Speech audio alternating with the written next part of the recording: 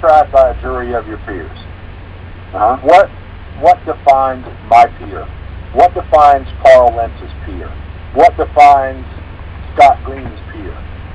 We all have different peers, correct? I mean, we all revolve in a different circle of friends, circles of family. Our professions are different. Our walks of life are different. Our money that we hold or use is different. I mean, we all attend different churches. How could someone assume to be my peer? Well, right. What the big thing is, before I tell you what it literally means, what do you think it means? It means what one believes. I'm of the belief that it is to agree on what it believes. Someone who is equal in intelligence, equal in social status, equal in family status. That's a good opinion. When I wrote a couple of Magna Chartas way back when, I think there were 5. I don't remember if it was 5 or 7. But that's when the first time that I saw the word jury, trial by your peers. And all it basically meant was that the king had to allow, like the knights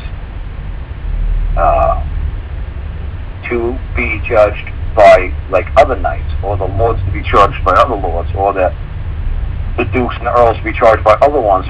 And what their peers meant to be back then was, it had nothing to do with the crime. What it had to do is, all it was basically a psychological evaluation. That's what it basically was, to be tried by your peers. What would happen is, the king would be like, well, you know what, I don't know what's really going on, like in common law. I really don't know how you people roll in Alaska or Australia. I really don't know how you people roll in Burma. I really don't know how you people roll on the other side of England, because I've never been to the other side of England. But you folks know this guy, right? Yeah, we all know this guy. Is he acting the way he always acts? Is this the way things are supposed to be? Is this guy acting like what you would call normal? Is this guy doing anything out of the ordinary? Is this guy competent? Or is this guy lost it and went off on a deep end, or is this the way you guys really roll out here? And that was the peers. The peers would say, no, this is the way we roll, and no, he's not acting out anything unusual, and this is how we usually conduct our affairs and business out here. So you would say in the past it had more to do with social status? It had to do with, is this guy off his rocker? Yes, so does he act the way his neighbors act? Well, not so much his neighbors act, but is this the way he's always acted? It was more like a psychological evaluation. Is this the way this guy's always been? Because if you tolerated this bullshit for 30 years, or 50 years this guy's been alive, now what makes this different? Now why should we take action against this guy? Is this guy always done this? Is this the way you people see? Because that was the common law. Common law, like I say to people, the common law from the Iroquois to the Algonquins could be completely different than the beliefs of the Cherokees or the Arapaho or the Navajo people. Who knows? Those guys sit around and smoke peyote with their kids. The other tribe, you put a peace pipe near their kid, that's going to break your fingers. But wait a second, we're Indians too, and we always smoke the peace pipe with our kids, and we smoke dope, and we smoke peyote, and we smoke... Dude, not near my kids, but we're all Indians. No, dude. No. Is this the common way that you people act within your society, within your district? What is common to your people? Is this common? Is this normal? Is this the way this always rolls? So all of a sudden, you got this guy from the Peyote Nation going over to the Cherokee Nation, and he's, trying to hand out peyote to all the kids. He's like, well, whoa. I have the right to get judged by the other Peyote members. It's like, well, we ain't got no Peyote people here. Well, then obviously you're going to find me guilty.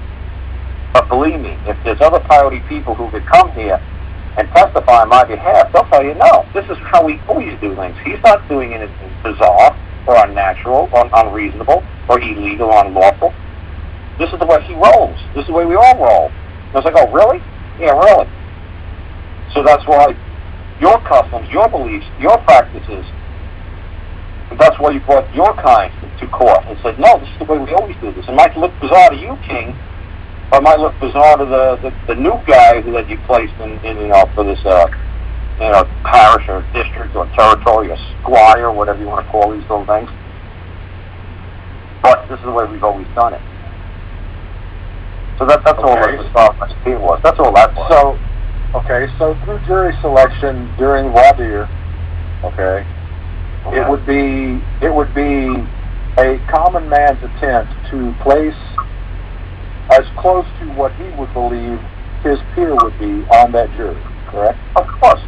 If he was a Wicca, he'd want to put a whole bunch of other Wiccas. Now, I don't know if Wiccas, sacrificed their third-born nephew. I don't freaking know. But obviously, if he's going around sacrificing, obviously he's going to want to put his Wicca buddies on the stand and Wicca buddies in the box to help clarify that, look, this is just the way we've rolled here for the last 5,000 years. This is not bizarre. This isn't unusual. And that's common law. See, in this land, on this continent, it still rings true that the customs of the people are still the supreme law of the land, not statutes. Customs are even above, like what you'd say, common law, because common law is kind of what is everybody would know, based upon like some sort of a teaching or a writing or somebody wrote it down. It's like, this is what we do. A custom is just like, no matter what a simpleton you are, everybody knows it. Everybody knows the customs. These are what we do. This is what we customarily do. We open the door for a woman. Does anybody have to utter it and say that this is what we do, this is our law, when you see a woman open the door? No. It's just the customs of the people. No matter how stupid you are, even if nobody told you to open a door for a lady, you just knew it was the right thing to do. So nobody actually had to tell you, because that'd be more like a common law. Somebody's like, actually got to pass the belief system down, like verbally.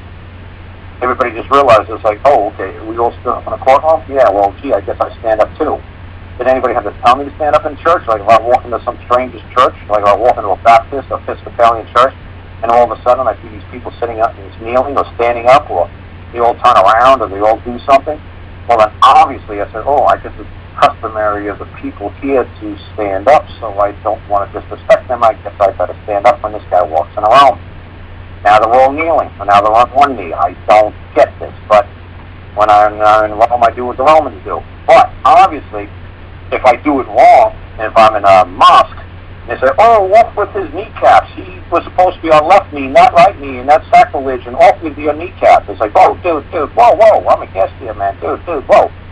Did I insult you? Did I do wrong? Yes, and that's an error, that's going to be a death sentence or you lose your knee sentence. It's like, whoa, and then somebody's going to say, can I have a trial on my tears? Because I meant no disrespect. I meant to cause no wrong. I did not know what I did wrong. And that's why they can't hold you guilty. They can't even try you if you're incompetent.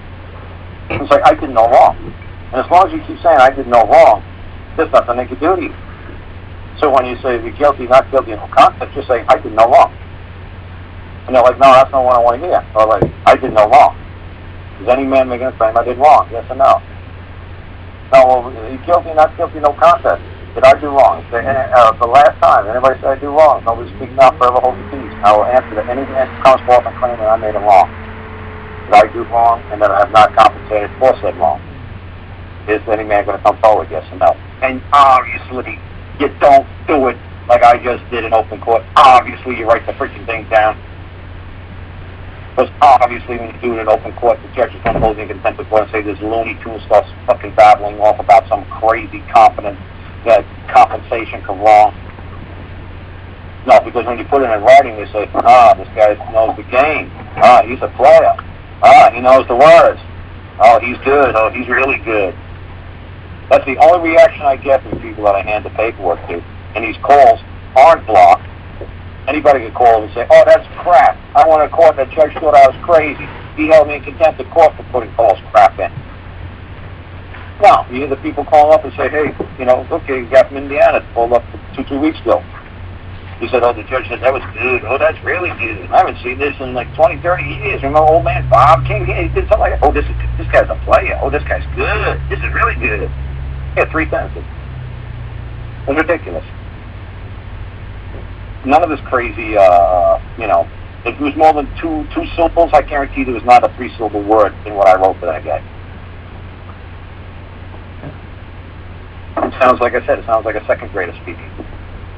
It sounds like, are you smarter than a kindergartner? No, not really. I'm making it beyond simple. But the judge knows exactly what I'm doing. He just E equals MC squared on 3 lines. He's like, oh, that's it, man. He's done. It's really simple what I do. There's no rocket science to what I do.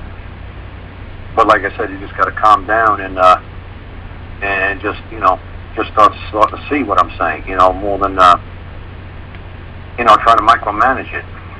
It's more like a belief, like a faith.